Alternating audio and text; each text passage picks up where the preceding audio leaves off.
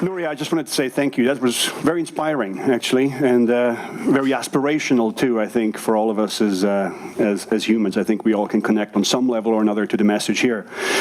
Like Wolfgang said, I'm going to talk to you guys about learning and really what learning is today and how it is manifesting it today and why this is actually even important. Why should we think about this?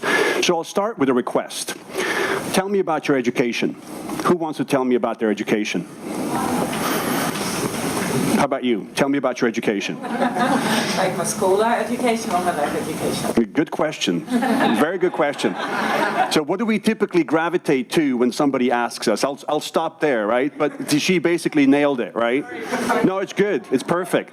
She basically nailed it because when somebody asks us about our education today, what do we say? I went to university here, and then I did my MBA, and then I did this program at one point in time, and then I did some leadership development, and then I did a hypo program. But that's about as valuable as if your doctor asked you about your health, and you said, oh yeah, I ran a marathon once 20 years ago, right? It really has very, very little relevance as to what we really define as our education today. Because education, to your point, is there's a life aspect to it as well. There's lifelong learning, and we learn in very, very different ways today, and what we really define what learning is very different. So we at The Greed are committed to one thing, which is make all learning count. All learning in all the ways that it comes. And so when we are looking at organizations, and even if you look at institutions and educational institutions today, most of the organizational learning that happens in companies is sort of these episodic moments, right? All once in a while you have a training, you have some instructor-led courses, there's some e-learning, the really fancy ones do blended stuff now. Then you have performance reviews, you have leadership programs and all that sort of stuff. But it's like, is that really all there is, right? No. The research that we did with Harvard actually revealed this, that our learning is much, much more multifaceted.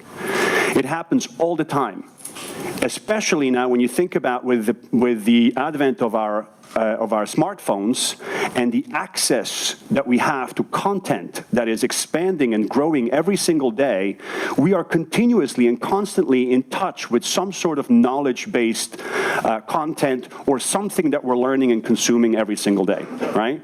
I always ask this when I go to organizations, and some of you are in companies as well, how many of you, have, when you don't know something, how many of you dial into your learning management system, into your LMS? Right? Nobody does, right? The very, very first thing you do is you go to a web search, then you turn to your colleagues, and you kind of piece this together, right? This is what we believe learning is all about. Now, the problem with this is that this bottom part right here is not captured. Nobody sees this other than you. And again, that kind of relates back. It's that sort of life education, all the experiences, all the other things that you're consuming today that build your competency, nobody knows about. You don't see it, right? So the other thing that is also true and that we see a huge driver of is that most of the learning that we do does not happen within the confines of our organization. If you're thinking about your company today, and if you're thinking when you don't know something, we have so much access to so much free and open content these days that we can piece our learning together any which way we want, really. Right? So what does that proliferate? It actually also tells us, too, when we did this research, is that workers are doing it. A lot of companies are struggling and saying, we need to drive some learning. Our people are not learning. There's no learning culture. It's not true. You guys are doing it. They are just not seeing it. Now, the other thing that we also found out in the process is that people would actually do even more of that if they got some credit for it. And they would actually invest their own money into it as well, if they knew that they would get credit for it, right? Again, these are all things that organizations today are incapable of providing. Now, also where learning starts. Learning doesn't start with the LMS, or it doesn't start even with content per se. It starts with people. It starts with your boss, with your peers, with your mentors. Search on the internet, browse specific resources. Again, very much outside of the confines of what people think organizational learning is about today. Right? This is not what organizations are structured to provide you today. And what that actually results in is that traditional training and learning doesn't work. $160 billion are invested every year in training us and driving teaching. 80% is forgotten after 30 days. I think it's the biggest waste of money out there, possibly, right? And less than 15% of what they learn is applied on the job.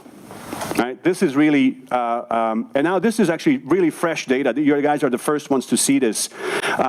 We also did this across regions. And I just want to point out here that Europe, unfortunately, in terms of NPS score, is the lowest in terms of really being able to provide satisfactory learning and training within organizations in L&D.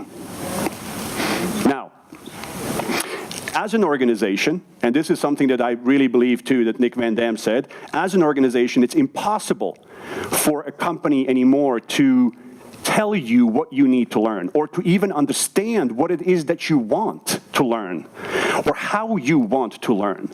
So therefore, what we are proposing is we need to create a consumer-grade type of experience for people to learn. So the same way that you are going to Spotify today, and you're saying, I love this music, I like this band, I want to follow Dan because I love the playlists that he has, I want to create my own playlist, and I want to create that sort of stuff. That same consumer-grade experience needs to be provided to employees today. Now, why am I telling you all this, and why does this really matter? One of the things is how we learn, but then what is it that comes out of that learning, right? And that's another thing. This is a statement that I really stand by and really love, is that the future does not care how you have become an expert. Think about that for a quick second, right? Now, whether you have a Stanford master's degree in computer science, or whether you learned your hacking in your mother's basement with 70 YouTube videos, but you can do the same thing, who cares? Does that make sense, right? So this is really a piece that we fundamentally believe in, and that we believe that this is going to really change the world. It's going to democratize the way people have access to content, how they learn. So we need to rethink how we are measuring our education, right? It's not anymore about degrees. It's not anymore only about degrees and trainings that we have done, but it's actually much more about skills. What can we do today? And again, the skills gap is very real. When you look at this, 74% of employees are ready to learn skills they need for the future. So they are here, they're ready to do this. However, if you think of this is US-based data, 6.7 million jobs are unfilled in the United States. Not because there's not enough people, it's not enough people with the right skills. And this is another one, 65% of children today that are under the age of 5 will do jobs that we have no clue what they are going to be when they grow up.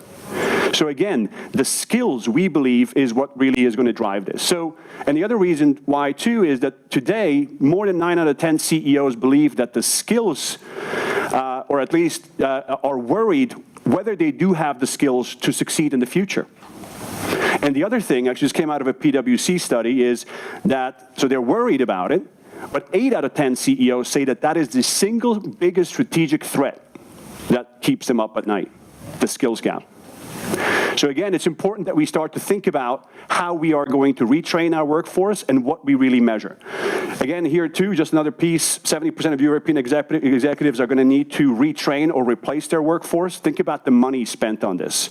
If you had a different way of aggregating learning and bringing that in a much more personalized way to people, what could you be doing? Oh, great. He's giving me that I'm over my 8 minutes.